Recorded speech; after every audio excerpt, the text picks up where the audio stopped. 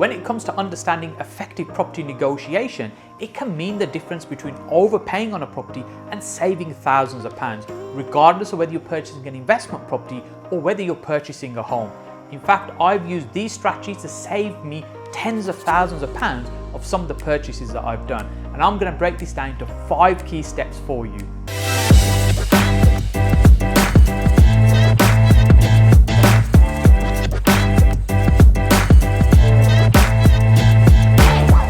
If you're watching my videos for the first time, my name is Hussain, and on this channel I share with you my 15 years of property investing experience to ultimately help you get further faster in your property investing journey.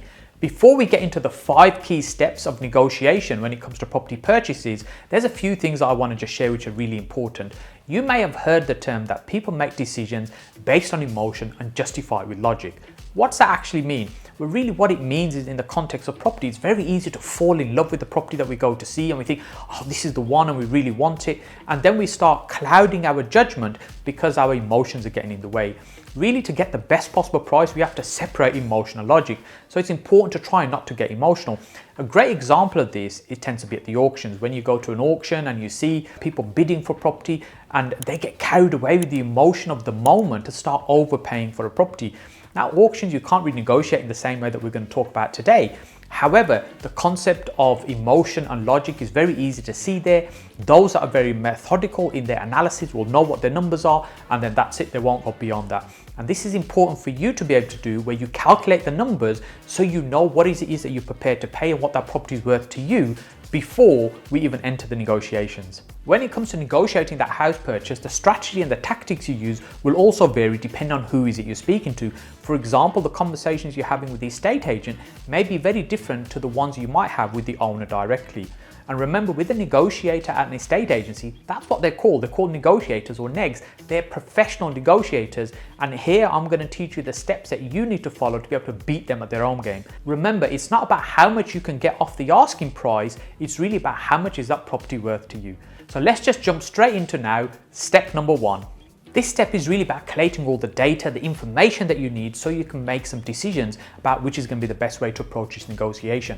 Often people miss this step completely. They don't go into the negotiation without having the data to hand. Knowledge is power. It's really about getting information that you can. This is the kind of thing you could be doing sitting in your pajamas on your laptop at home before you even enter the negotiation. So what information is it that we need? What do we need to research? Here, really the kind of things we're looking for is how long has that property been on the market? When was it listed? And also, has it had a change of agent? Maybe it was sold previously and now it's become available again because it's fallen out of bed. What is it that the seller paid for that property when they purchased it? How long ago did they purchase it? And what is it that it's worth to you? What other properties have sold in the area? What are the sort of comparables that you're looking at? This is the kind of information you can very easily do sitting at the computer without actually even going to visit the property. Maybe you do it before you visit, or it might be after you've made the decision, you like the property, now you're doing this kind of due diligence. But this data is key. Remember, knowledge is power. Step 2 is really about understanding who you're dealing with and what their needs are. So for example, is it the seller you're dealing with directly? Is it going to be the agent? And who is the agent representing? For instance, the agent might be representing the owner, who we assume it's them. On the other hand, it could be a probate sale. It could be somebody's passed on and now they're dealing with the trustees. It could be a repossession where it's classed as a corporate sale, so they're dealing with a corporate body. So there's various different people that might be involved, and it's understanding who is it that you're going to potentially be negotiating with and what their roles are within this transaction. So for instance, if you're dealing with the estate agent, when they're coming around to say, show you the property, you might be having this conversation on the phone. It might be you're going to be having this conversation at the property. But when you're viewing the property, and if it's the Saturday boy that lets you in and says, hey, I've opened the door for you, go and have a look around, they're probably going to know very little because they're really just there to show people around as opposed to negotiate the deal. It might be a different person that's negotiating. So it's knowing who you're speaking to, what their roles are, who the key decision makers are going to be in this particular transaction. Once we've understood who the key decision makers are and who we're working with, then it's really important that we're building rapport and building rapport quickly. But what does that even mean? People talk about building rapport all the time. Remember, people like themselves. And what that essentially means is that we have some kind of connection, we resonate with somebody who's like us. whether we sense something in them or the way they speak, how they are, whatever it might be. And what you're really looking to do is influence that and build a connection fast. So that isn't really a stumbling block. So for instance, there may be times in your life where you've met somebody and you've not really had a great gut feeling about them. That first impression hasn't been great. Then it just becomes an uphill struggle in terms of then being able to try and get some kind of connection going, maybe do business with them. Whereas really, if we can deal with that very quickly, we can build a fast connection, and then that isn't that resistance there for us to be able to move forward and start building that conversation. Remember, not all personalities are the same as well, so people are different. So you'll meet some people who are very big picture and very loud and very fast talkers, and other times you'll meet people who are very more measured, very more thoughtful, and are much more detailed and considered in their approach in terms of what they do. What you need to do is adjust your speed and pattern to be able to work with them, so it doesn't feel like it's a break in terms of a conversation. It just flows so much better. Now, if you want to learn more about rapport and body language, which are key parts of influence, let me know in the comment section below. And enough people ask, I'll do a separate video specifically on that. But here, what we're really looking to do is move forward quickly to get to understand what's important for the seller. What are the key things that's driving them? What is their motivation? And often we believe it's just going to be the price, right? They just want the most money. Who is it that's going to pay the most amount of money? But that isn't always the case. Sometimes it will be the highest price, but other times it may be speed or certainty. What does that mean? Well, it may be that the seller needs to move by a certain date. They've got a new job at another part of the country. They want to get moved by a certain date. So the speed of being able to get it done for that date and the certainty of it happening could be way more important than the price. So don't always assume the price is the key factor when it comes to a negotiation. Then what if it is we're dealing with the seller directly? How is this very different to what we've been speaking about right now with speaking to the estate agent? Well, first thing you've got to do is get in front of the owner. How do we do that? Well, the way we get in front of the owner, for example, it may be that you're marketing direct to the owner of the property and you're having a conversation directly. But let's say it's through the estate agent that you found the property and you want to speak to the owner directly. Generally speaking, the estate agents don't want you to do that. They sit in the middle as the intermediary. What they want to do, they're representing the seller and they'll negotiate on their behalf. But there's a few little tricks that we can do to get in front of the owner. One of my favorite ones is you can arrange to view in an evening and out of normal working hours. So often agents don't really want to do viewings late in an evening at say 7 o'clock or on a Sunday afternoon at 4 o'clock. It's not really what they want to do. Not all, but some won't want to do that. And if you insist that's the only time you can get out and do a viewing, it's very likely you'll get a chance to get in front of the owner. The owner will show you around rather than the agent coming to do that accompanied viewing. Now remember, here what we're not trying to do, I have to emphasize, what we're not trying to do is avoid dealing with the estate agent. The estate agent will still be part of the transaction. Really what we're looking to do is just have an opportunity to get in front of the owner, to speak to them directly, to get the information from the horse's mouth, and maybe even possibly start a negotiation. That's essentially what we're trying to do here. If you're dealing directly with the owner, the first impression still counts. So how you turn up, how you present it is absolutely key.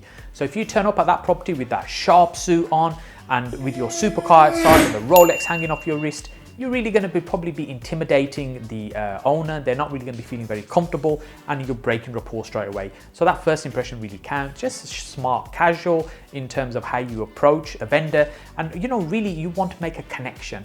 So you don't want to do something that's a massive rapport break in terms of what you're doing. And when you meet the owner, if they invite you in, they ask you to take a seat and when you're sitting down having a chat, I find the best place to have a conversation, particularly around negotiations around the dining table. It just feels like a kind of place where the family will normally sit together and do things and make decisions. So I find that's a great place to actually sit down and have a negotiation with them. Remember, the first impressions still count whether you're dealing directly with the owner or if it's with the agent. And when you're turning up to the owner's house directly and you're going to be speaking to them, those first impressions really do count. So you don't want to be turning up in that super sharp suit, that supercar outside and the Rolex hanging off the wrist. It really doesn't create a great first impression, and it also creates a disconnect and quite intimidating for the owner of the property. So you want to dress in a more kind of casual way, and a casual smart, not too casual, not ripped jeans. I don't think that probably is a good fit, but what you're doing is just being smart and casual so you can create a great connection when you meet them at that front door. When they invite you in, if they ask you for a drink, you want to say yes even if you don't. I remember when I used to first do this, I used to go out, when I started 15 years ago, it was really about sourcing property, and what I would be doing is brokering deals between sellers and buyers, and that's essentially what I was doing, and that's how I started learning and developing myself in this business, if you like. And I was never really somebody who used to drink a lot of hot drinks. And when I'd get offered a cup of tea, I'd say, oh no, thanks, I'm fine, I don't drink. And it never occurred to me till later on, really what I was doing is having a disconnect, and you were breaking rapport by refusing a drink.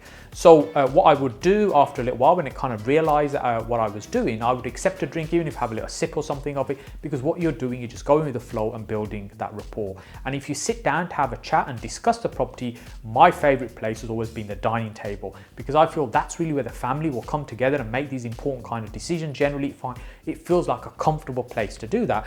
And in my experience, I found that's the best place. Remember, we haven't really entered the negotiation yet. Really what we're going to do is just understanding who it is we're working with, building some rapport and making a great first impression. If you're thinking right now, Saj, that's all well and good, but do you know how competitive the market is right now? Then you need to make sure you watch all the way to the end, because I've got an amazing ninja strategy that I'm going to share with you at the very end of the video that's absolutely killing it in this marketplace. Step 3 really is about verifying the data we've got and filling in any of the gaps that we've got in terms of that information. But just before we get into that, if you're enjoying this content, then make sure you smash that like button and pop a comment in the comment section below about your biggest challenge when it's come to reducing a price and negotiating a price reduction. It really helps me out. If you haven't already, subscribed to the channel as well. It means that YouTube will show these videos to people like you and also let you know when I'm releasing these type of videos. When we're dealing with estate agents, it's really important our approach is much more humble and respectful than sometimes it can be. And I'm really thinking about myself now. When I started, and I was quite early in this journey, and I was building up my knowledge very quickly and expertise in particular area and property strategies. And I would go in and meet some agents and speak to them. And sometimes I'd be speaking to an agent where I think, well, actually, I don't quite think this person's quite correct. They're not right in what they're saying. And let's say I'd be quite forthcoming in letting them know that they weren't actually right.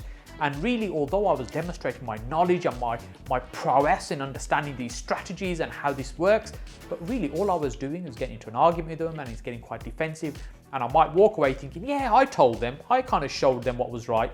But really what I walked away with was empty hands and not getting a deal, because what I'd done, I'd broke the rapport and I'd damaged the relationship. And it's important to remember that we should be respectful and mindful of the people that we're speaking to, and that way we'll get the best from that person. And if it's something we don't necessarily agree with in terms of what they're talking about, for example, they might be saying, yeah, the market's really hot right now, this is happening, and you're thinking, well, I don't think it is because of X, Y, Z. You don't necessarily have to get into an argument with them about it.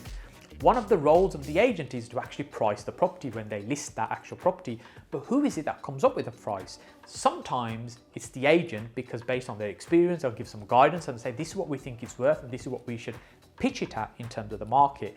Now, other times it might be the vendor themselves. They've decided they're not quite happy with that figure and they want to pick a figure in terms of how to list that price. And one of the things you want to be able to do is determine who is it that's actually come up with that figure.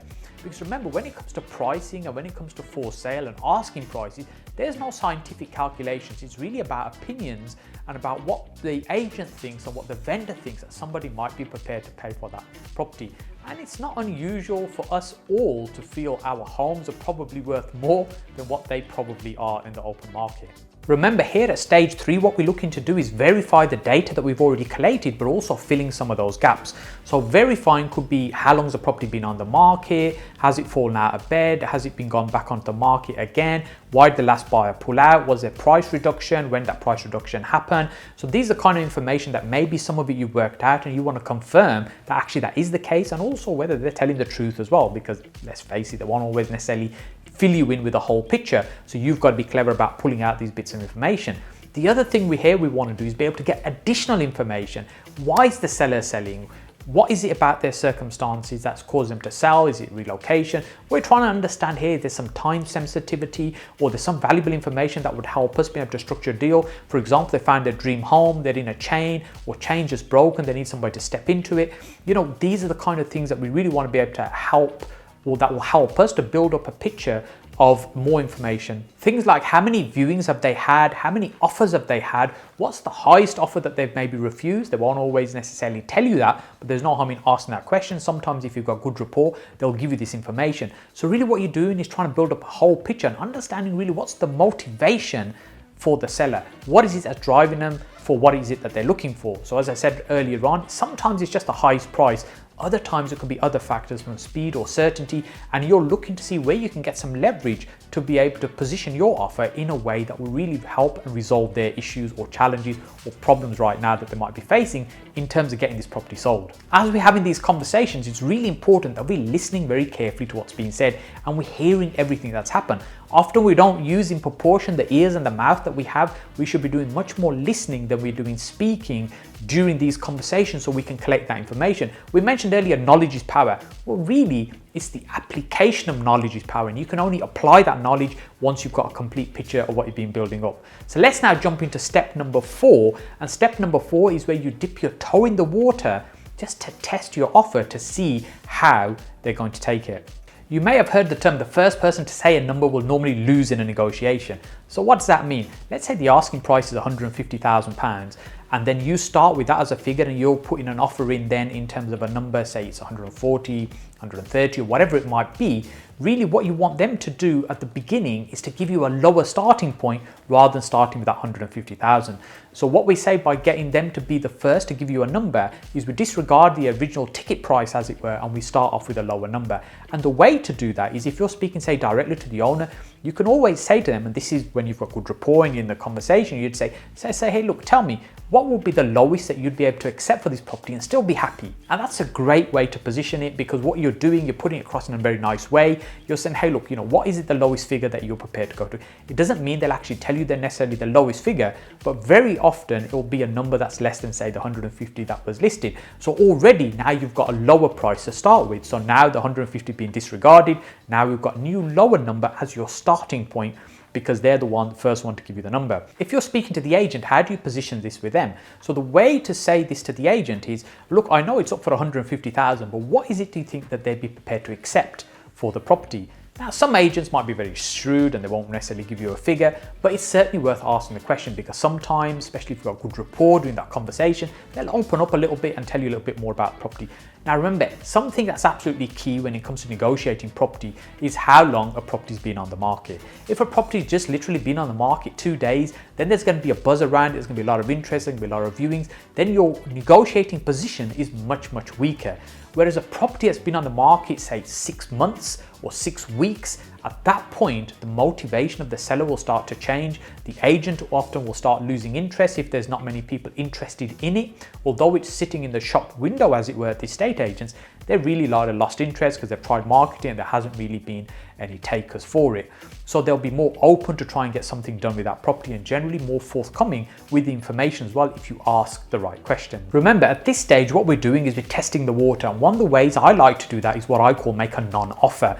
What I mean by that is you're really presenting an offer, but you're not really making a proper offer. So let me give you an example of this. It might be you use if I was to, would they type of a situation. So for example, if I was to offer £140,000, would they be willing to take it off the market straight away? So what you're doing, you're saying, if I do this, would they do that? As opposed to you saying, here's my offer. Because if the figure comes back as a no, it's a case of, well, that's fine. If it comes back as, well, actually, they might consider that or they'd be open to doing that and say, okay, well, that's fine. You're not actually committed to the transaction because you haven't made a proper offer. You're just testing it. You're really dipping your toe in the water. And something else I like to add into this, it can be a bit of a red herring. So for example, it might be, if I was to offer £140,000, would they be willing to leave the carpets, the curtains in the property? Now, again, the agent will maybe go back, or maybe if you're speaking to the owner directly, they're going to be thinking this and then they'll review and come back. Now, the curtains and the carpets may be of no relevance to you. Maybe they're just going to end up in the skip anyway when you do the work on the property. However, what you're doing is adding a bit of a distraction into the negotiation. So it's something else for them to think about. And now they're trying to focus on that, thinking that that might be important to you. Well, really, it isn't. It's just a bit of a red herring because you're trying to distract from the core figure that you're making. And really what we're doing here, we're really just testing them out a little bit to see where is it that they're prepared to move and how flexible are they in terms of the deal. Another way to test your offer is when you're speaking to the agent or maybe even the seller directly, you let them know that you're interested in the property, but you really can't make the numbers work. So essentially what you're hinting to them is say, yes, look, I like the property, I think it's great, but really the numbers I just can't get them to stack and make them work for me. at that figure. And generally speaking, what you'll find is they'll often want to coax out a figure from you and they say, so, okay, that's fine, I understand. What is it you were thinking? What sort of figure did you have in mind? Especially the agent, because what they want to do, they want to try and get some kind of figure out to you anyway, as opposed to no offer at all. It's better they go back to the seller with something than go back empty-handed. And remember, as I said earlier on, depending on how long the property's been on the market also has an impact as well, and where the seller is in terms of their motivation at this stage. Now, when the agent asks you, well, what is it you were thinking anyway? You know, what sort of figure were you thinking, where it should be? And you might say, well, look, you know, I've done my numbers and I'm thinking it's only going to come in, you know, for me, I can only get it to work, I'd say 120,000. And then you go silent. The power of silence is amazing because people rush to fill that gap. And often what you'll find is they'll react very quickly. They'll say, oh no, 120,000, that's way too low. Then you jump in and say, and that's exactly why I didn't make you an offer. You retract it straight away. That way you don't damage any rapport, you haven't insulted them, you've not offended them, because really you've only mentioned the number because I've asked you to. It's another way of testing where they should be. And so once you're at that stage, what they've said that's way too low, often they will come back with another figure. And this is again a way for you to test the water, see where they are and see what figures that they're thinking. Step 5, and the final step, is really about making the actual offer itself. Now that you've collated all the data, you've got the information together, you've done some test negotiation with them, you've kind of worked out where they are figures wise, now really you need to position yourself in the best possible place to be able to get that deal done. If you've taken on board all the information that they've given you, you really should be in a very good position to be able to put together a proposal that's going to work for them. And remember, it's really about using the information that you've collated. There's no point gathering all this information if you're not actually going to use it in being able to help you get a better deal.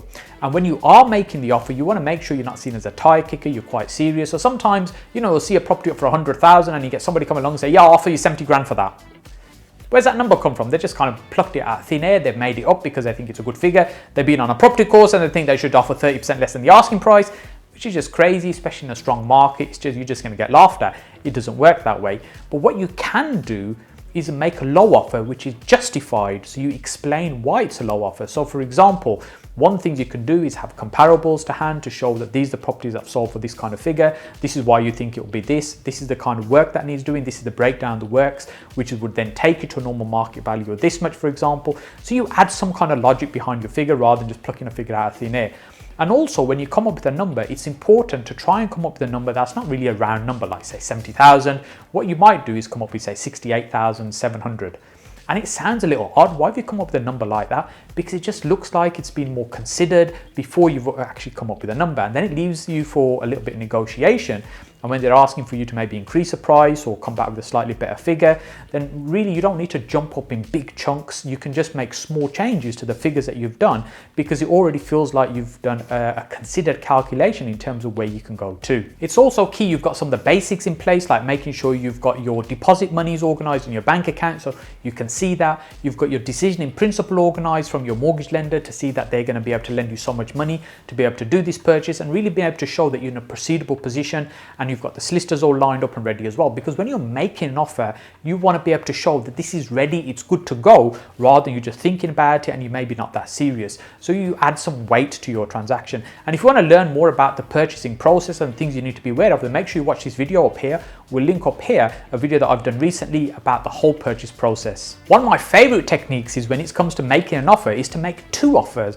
You can make as many offers as you like. The reason I like to make 2 offers because I like to create a bit of a contrast. So what I might do, let's say the property is £100,000, I might put say a cash offer in at say £80,000. So it's a cash purchase at £80,000. Now they're unlikely to accept it and it's not what they're interested in. Then I might have a higher offer which is say, you know, £91,000, which is based on a purchase or using a mortgage, and that might be say, you know, immediate commitment, possibly exchange of contracts pretty much imminently, followed by completion within say 8 weeks or something like that. So there's some kind of differentiator between the 2 numbers. Now it may be that, you know, really what I'm looking for is the second one, but I'm using the cash suggestion is really as a low figure just to be able to demonstrate a contrast between 2 numbers, so it gets them thinking about the range as opposed to just a final number.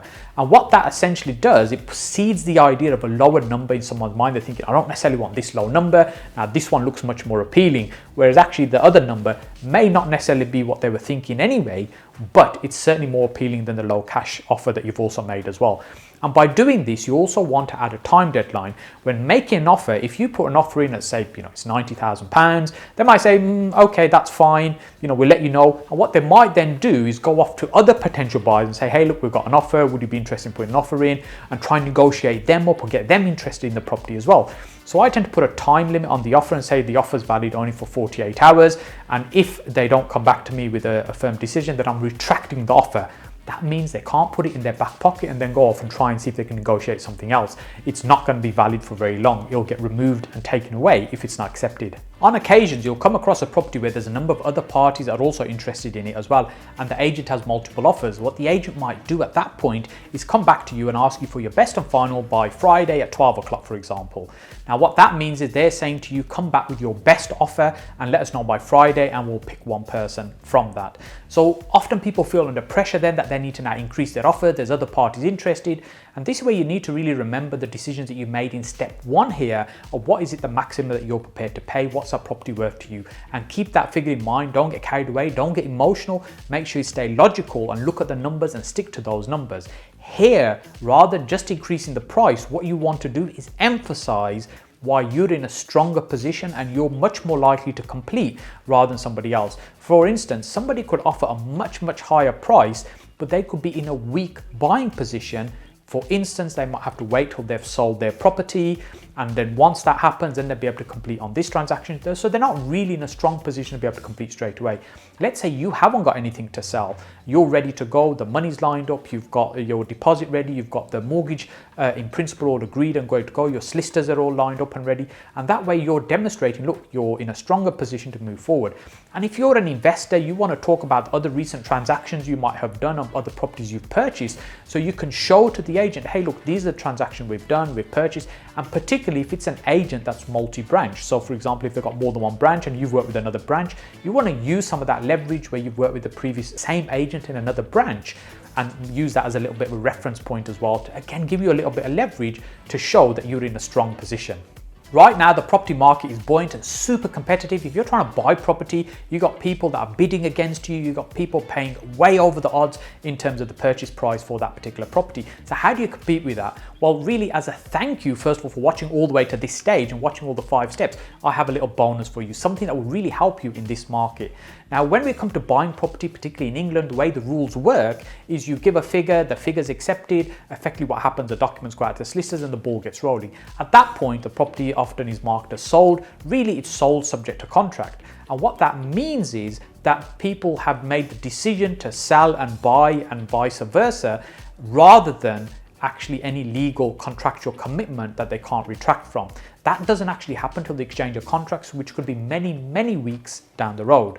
So one of the things that can work in this particular market is, let's say the property is £150,000 and you're really keen to buy that property. Remember, I said keep the emotion out of it, but let's say you're really keen to buy this property and the prices are going way over. You can go in at the full asking price or maybe even a little bit higher, particularly if the property needs a little bit of work. Because one of the techniques you can use is that let's say you offered £160,000, a best and final, and you're the one that got that deal agreed. Let's say you've got that property. Remember, we still need to now get a valuation done from the mortgage lender. And here, what you can do is instruct a surveyor on your side for you to go and look at that property and really be as critical as you possibly can with that property. Then you can use that once you've got that report to go back to the seller and start renegotiating the price down. This will be several weeks after the property's been agreed. All the other parties that were interested have all gone away. As far as the seller's concerned, if the deal's moving forward. So you've got now a comprehensive report. And I'm not saying the surveyor's going to make stuff up, but they're really going to highlight things that need doing to the property. There might be minor things, there might be major things, but whatever they are, they're highlighting in the report. You're putting monetary figures to it. Now you're going back to the agent several weeks into transaction and say, hey, look, we've had the valuation report, the survey report done, and I'm really concerned with all these things that have come up, and this is what they've highlighted, what we're going to do at this stage. And it may also be that the valuation could have come in at a lower figure. Just because you're prepared to pay £170,000 or £180,000, the property might only be worth £150,000. So if the valuation comes in at £150,000, it's another perfect tool you can use to renegotiate the price back down. It's a very smart move, but not one that everybody likes because it annoys the agents in terms of what you're doing. But here, this video isn't to please the agents. This video is to get you do fantastic deals when you're negotiating. So what really you're able to do is offer a higher price up front, get the deal locked in, get everybody else to go away, and then further down the road, you've got some documentary evidence that the property is actually worth less, or you use those tools to get the price back down to where it was more sensible for you. I hope you're enjoying this content. If you have, I'm sure you're going to love what I've got lined up for you next. I've got a great video that I've lined up for you next for you to watch over here. But just before you go and watch that, make sure you click down here on my face to subscribe to the channel. By subscribing to the channel, what that does, it means that YouTube will show you more videos just like this. And I want to say thank you for watching. I look forward to seeing you on the next video.